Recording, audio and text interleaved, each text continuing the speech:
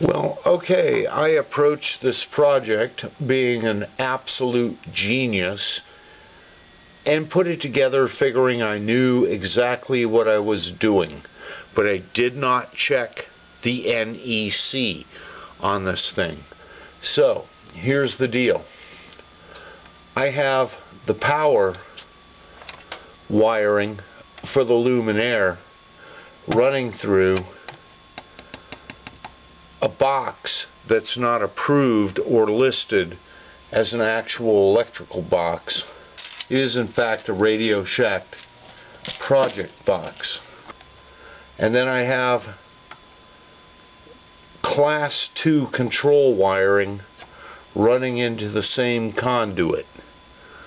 Turns out I could pull this off to some extent if this wiring were class 1.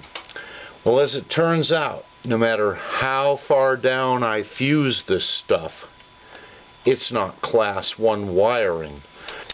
So, we're going to have to fix this thing now. So, starting with 725.55D, we have associated systems within enclosures. Class 2 circuit conductors in similar fittings shall be permitted to be installed with electric light conductors. Now, according to 725.58, I'm going to have to remove this control cable. We'll go into why later when we talk about Class 1, Class 2, lighting branch circuits, and routing Class 2 control cables. But this has to come out of this piece of conduit with the power wiring. So the idea would be to attach it to this conduit, because that gets it over to where it belongs. Unfortunately, 725.58 supportive conductors says Class 2 circuit conductors shall not be strapped, taped, or attached by any means to an exterior of any conduit or other raceway. These conductors shall be permitted to be installed as permitted by 300.11 Bravo 2. Well, let's take a look at that.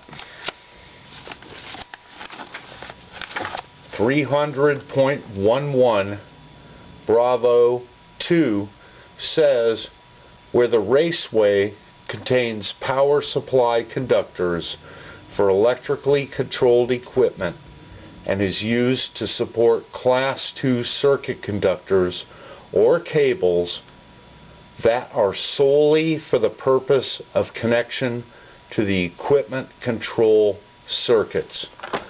So, despite our initial misgivings, this control cable can be strapped to this piece of conduit to get it over to the lighting fixture. Very interesting. The omission of an insulated bushing is one of the most common code violations I find.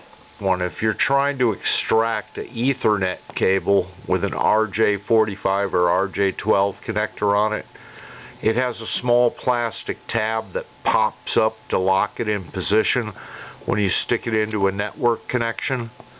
You want to tape that down if you're extracting it from LFMC, because this is corrugated on the inside and that little tab will catch. Okay, we have extracted our Class 2 cable from this box that's going to allow it to enter the luminaire, and we will install it per 725.55 D1.